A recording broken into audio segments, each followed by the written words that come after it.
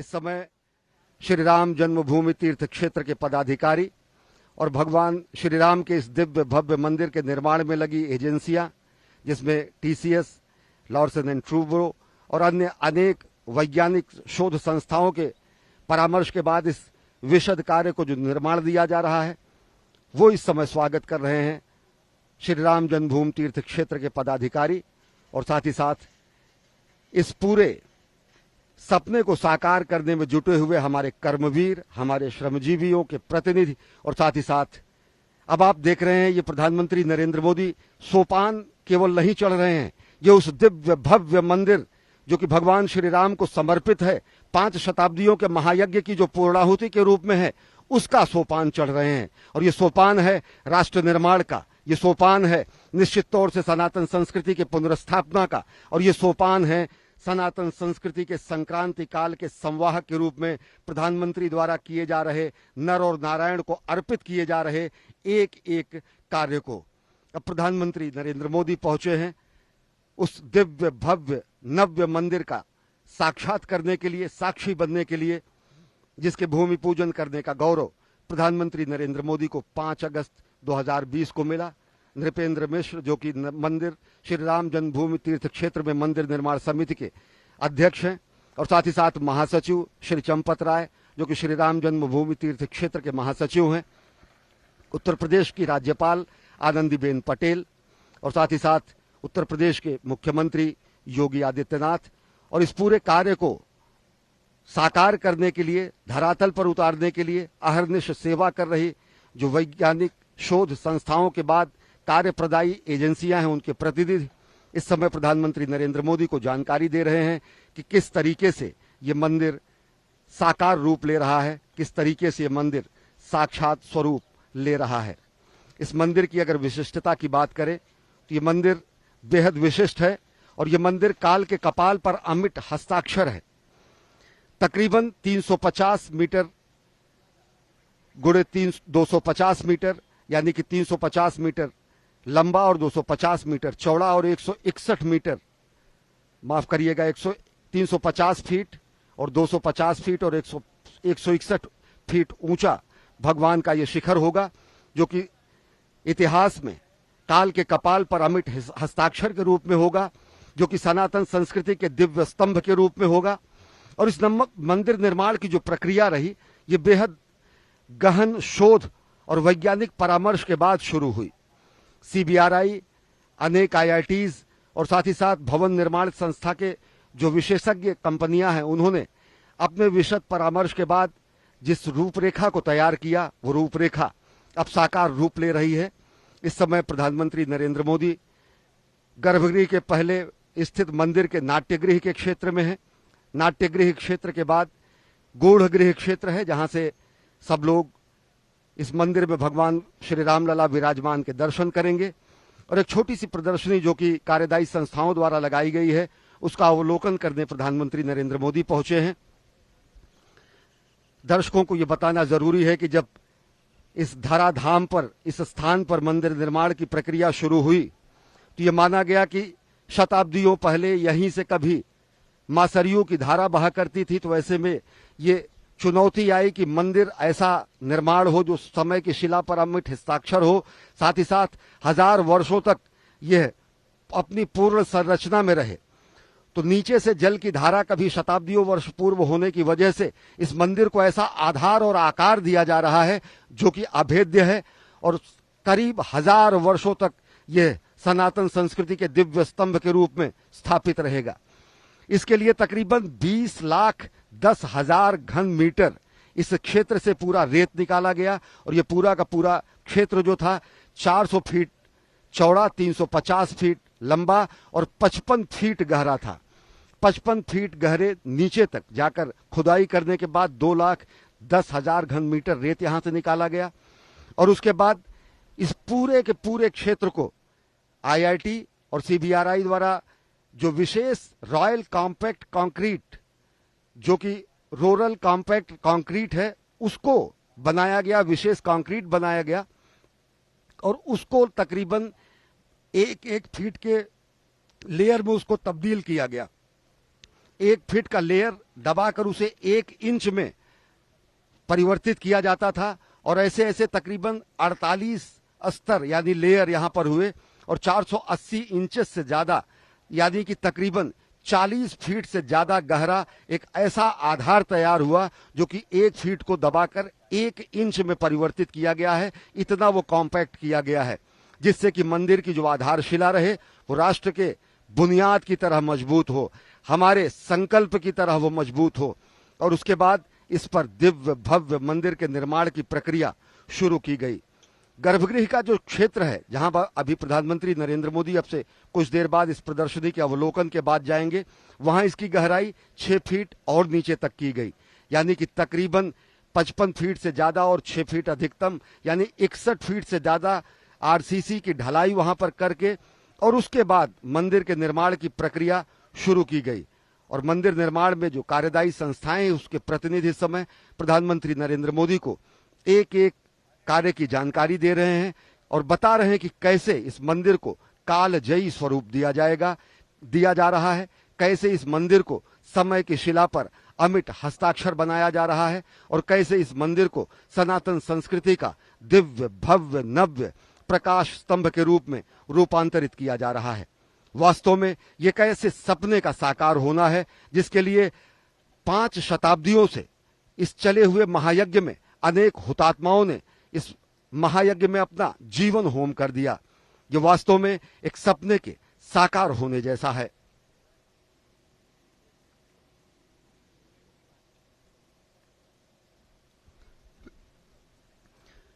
मंदिर निर्माण के इस पूरे क्षेत्र की अगर बात करें तो इस पूरे 61 फीट के आरसीसी की ढलाई के बाद इस मंदिर क्षेत्र में 5 फीट का 2 लेयर्स हैं और ऐसे ग्रेनाइट के प्लिंथ बनाए गए हैं। जिस अभी जो सीढ़ियां चढ़कर प्रधानमंत्री नरेंद्र मोदी आए वो ऊंचाई उन्हीं प्लिंथ की है और ये तकरीबन 5.5 गुणे 3.5 गुणे 2.5 फीट यानी इनका वजन तकरीबन एक पत्थर का वजन 3.5 टन से ज्यादा है। और इन पत्थरों को आपस में फंसाकर जो कि प्राचीन काल के मंदिर के निर्माण में जो तकनीक स्थापित की जाती थी उसी आधार से पत्थरों को आपस में जोड़कर एक ऐसा प्लिंथ बनाया गया है जो वो ग्रेनाइट का प्लिंथ है और उसके ऊपर फिर भव्य दिव्य मंदिर का निर्माण हो रहा है। यानी कि तकरीबन 61 फीट का आधार स्तंभ कंक्रीट का आरसीसी और उसके ऊपर 21 फीट की ऊंचाई का प्लिंथ और फिर उस प्लिंथ के ऊपर इस समय उस आधार के ऊपर इस समय प्रधानमंत्री नरेंद्र मोदी खड़े हैं जहां पर अब भव्य दिव्य मंदिर का निर्माण चल रहा है। और अब जो मंदिर में निर्माण में पत्थर प्रयुक्त हो रहे हैं वो बंशी पहाड़पुर के गुलाबी पत्थर लाल बलुआ पत्थर हैं जो कि राजस्थान के भरतपुर जिले के बयाना से लाए जाते हैं। और इस समय कार्यदायी संस्थाओं के प्रतिनिधि प्रधानमंत्री नरेंद्र मोदी को विस्तार से बता रहे हैं कि कैसे इस मंदिर को समय की शिला पर अमिट हस्ताक्षर के रूप में, इतिहास में एक अमर गाथा के रूप में, सनातन संस्कृति के प्रकाश स्तंभ के रूप में और साथ ही साथ भारत और भारतीयता के गौरव के रूप में स्थापित किया जा रहा है। और सही मायने में ये कार्यांजलि है, श्रद्धांजलि है ऐसे अनेक वीर हुतात्माओं को जिन्होंने इस मंदिर निर्माण के महायज्ञ में अपने जीवन को होम कर दिया, जिन्होंने बलिदान कर दिया अपनी पीढ़ियों को। और ये कई 5 शताब्दियों से अनेकानेक पीढ़ियों के सपनों के साकार होने का दिन है और उन सपनों को साकार होने का साक्षात अनुभव समूचा राष्ट्र कर रहा है। संस्कृति के संवाहक, भारत भारतीयता के ध्वजवाहक और साथ ही साथ प्रधानमंत्री जननायक के रूप में इस समय देख रहे हैं। और जो मंदिर निर्माण की अभी मैं जिसकी चर्चा कर रहा था कि जिस तरीके से हमारे प्राचीन काल में मंदिरों में पत्थरों को आपस में दूसरे पत्थरों को जोड़ने के लिए बीच में एक वृत्त बनाकर और पत्थरों से ही उनको जोड़ दिया जाता था। कहीं भी इस पूरे मंदिर में सीमेंट का इस्तेमाल नहीं हो रहा है और पत्थरों को पत्थरों से ही जोड़ा जा रहा है। आप देख सकते हैं कि किस तरीके से उस छोटे से पत्थर में दूसरे शिलाखंड को फंसाया गया है। और इसका सबसे बड़ा लाभ ये होता है कि भूकंप आने की कैसी भी स्थिति में, किसी भी कंपन और दोलन की स्थिति में ये पत्थर एक दूसरे से हटते नहीं हैं और जो निर्माण कार्य है वह अहर्निश और निरंतर चिरस्थायी रूप में विद्यमान रहता है। ऐसे मंदिरों का निर्माण, ऐसी तकनीक का निर्माण शताब्दियों पहले दक्षिण भारत के मंदिरों में, उत्तर भारत के मंदिरों में विशद रूप से की गई, और जिससे पत्थरों को पत्थरों से ही जोड़ा गया है और जिसमें कंक्रीट या लोहे का कहीं भी किसी तरीके का इस्तेमाल नहीं किया गया है।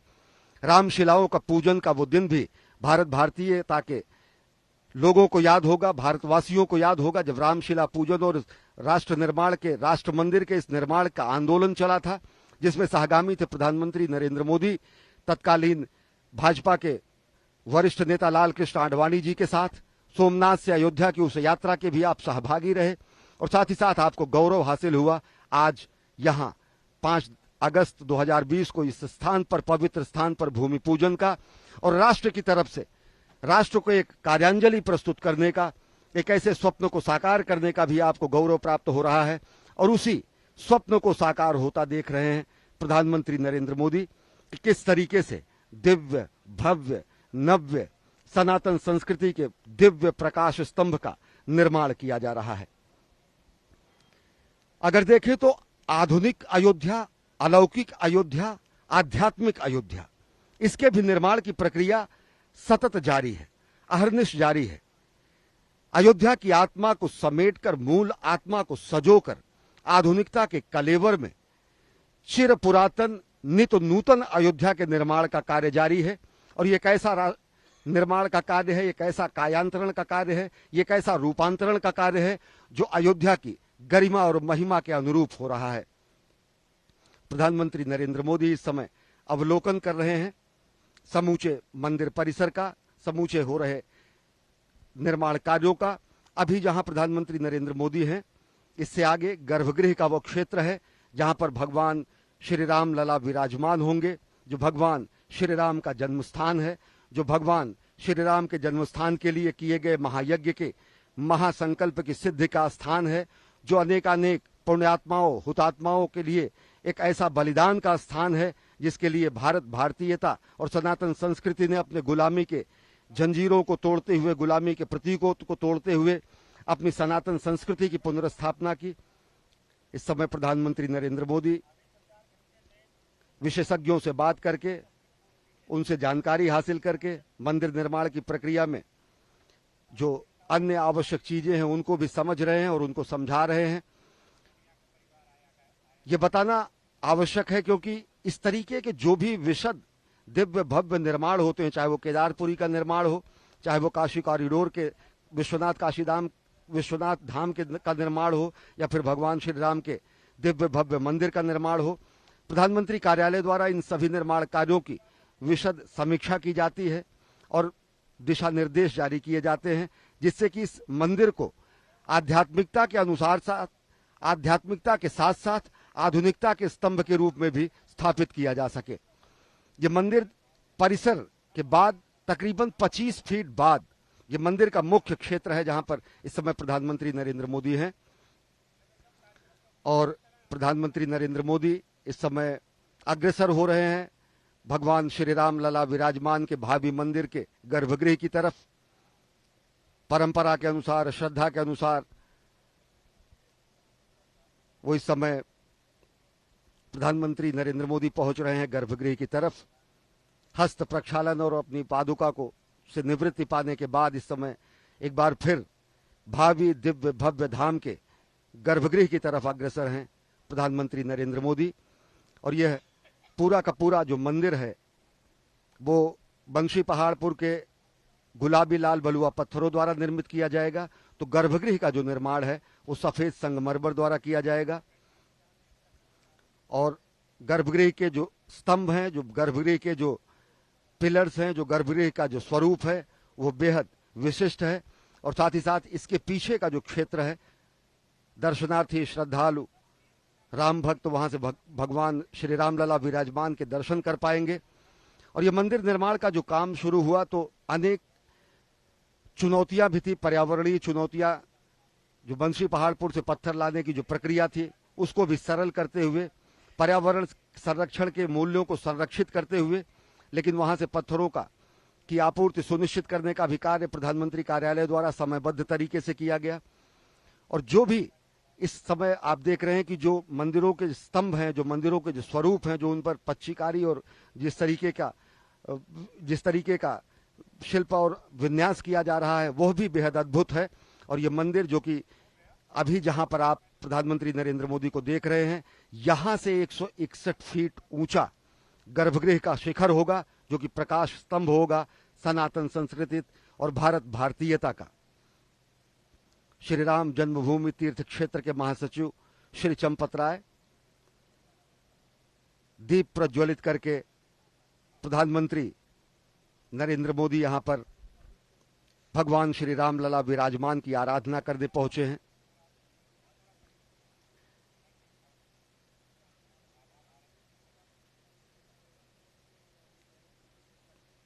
प्रधानमंत्री नरेंद्र मोदी सौभाग्यशाली हैं क्योंकि भूमि पूजन का भी उन्हें सौभाग्य मिला और इस दिव्य भव्य मंदिर का साक्षात दर्शन करने पहुंचे हैं कि किस तरीके से संकल्प की सिद्धि हो रही है और किस तरीके से इस समय भव्य राष्ट्र निर्माण के साथ भव्य मंदिर निर्माण की भी प्रक्रिया जारी है।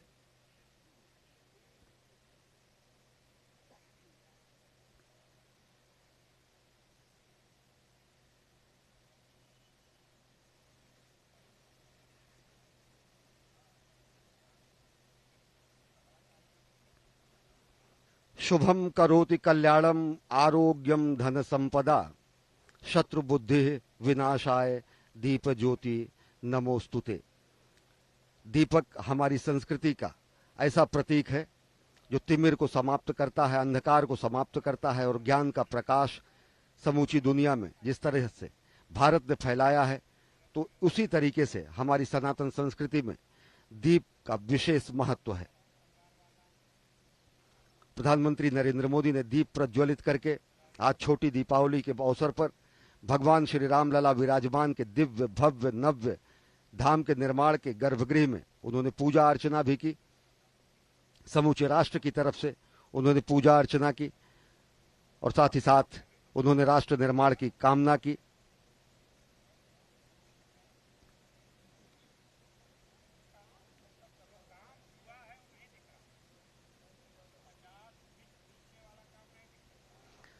प्रधानमंत्री नरेंद्र मोदी जब राष्ट्र निर्माण की कामना करते हैं तो वो समूचे राष्ट्र का आह्वान करते हैं, युवाओं का आह्वान करते हैं, श्रमजीवियों का आह्वान करते हैं, कर्मजीवियों का आह्वान करते हैं कि लोग राष्ट्र निर्माण में जुटे।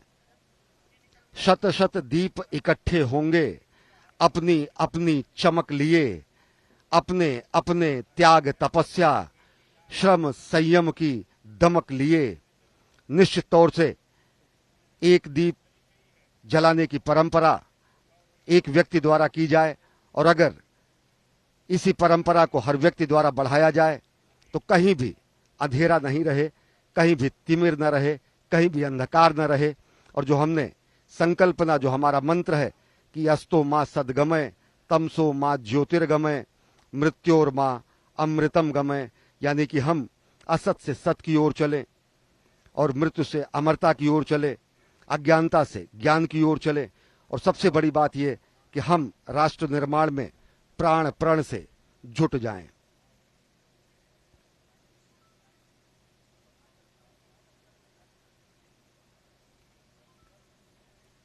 प्रधानमंत्री नरेंद्र मोदी के साथ इस समय श्री राम जन्मभूमि क्षेत्र के पदाधिकारी, महासचिव, मंदिर निर्माण समिति के अध्यक्ष, उत्तर प्रदेश के मुख्यमंत्री योगी आदित्यनाथ, राज्यपाल आनंदीबेन पटेल इस समय सहचर के रूप में हैं। और इस समय प्रधानमंत्री नरेंद्र मोदी देख रहे हैं कि किस तरीके से 5 शताब्दियों के महायज्ञ का फलीभूत हो रहा है। वो सपना साकार हो रहा है जो 5 शताब्दियों से अलग अलग पीढ़ियों ने भगवान श्री राम के दिव्य जन्म स्थान पर मंदिर निर्माण की कामना की थी और वो कामना फलीभूत हुई है। हमारी संस्कृति शरीर को ही मंदिर मानती है, हमारी संस्कृति विश्व को मंदिर मानती है।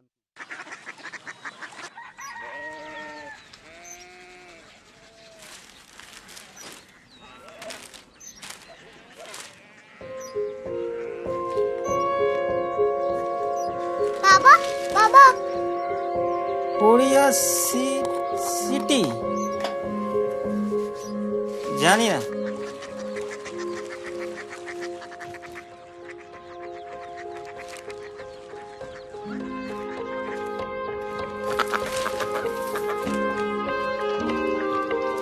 Korea city? हाँ।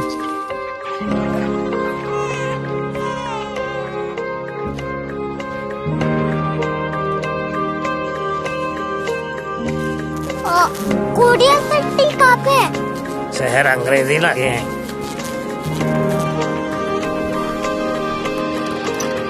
Korea city.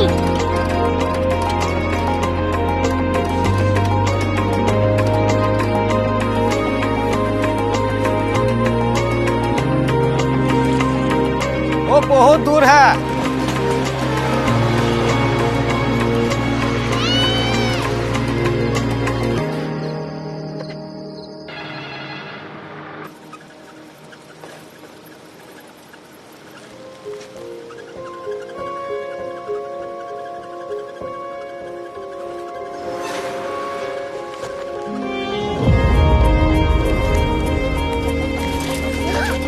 Korea city?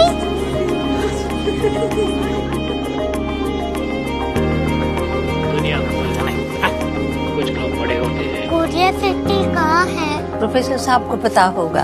हो, ये छोटा वाला ग्लोब लगता है और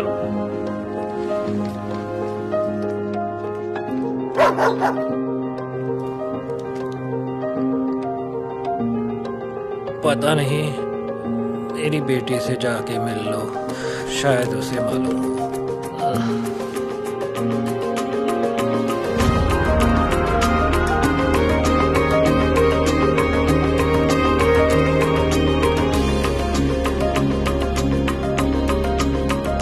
हाय, बाबा ने भेजा है। Come here. Korea city. Korea city नहीं, क्यूरियोसिटी। वो क्या? That's what brought you here. जो तुम्हें यहाँ तक ले आया। क्यूरियोसिटी।